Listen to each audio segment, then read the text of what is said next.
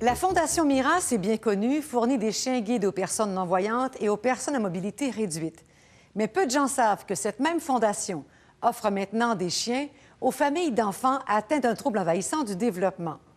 Nous avons rencontré une famille qui s'est agrandie avec l'arrivée de l'un de ces chiens. Foot est devenu pour Cassandra, 10 ans, bien plus qu'un compagnon. Il est en fait un allié qui lui permet de s'ouvrir sur le monde.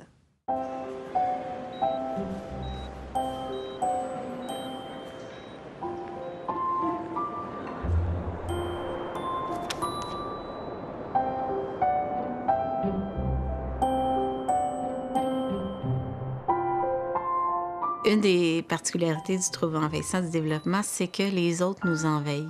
Et Cassandra, ses frères, c'était envahissant, elle n'était pas intéressée. Les amis non plus.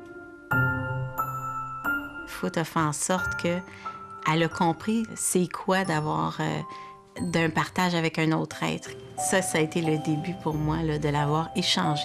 Bon chien, Foot. Ma fille Cassandra, c'est une fille qui a le trouble envahissant du développement. Un des grands problèmes de Cassandra, c'est l'anxiété. C'est l'anxiété des choses à venir parce qu'elle n'a pas la mémoire de la suite.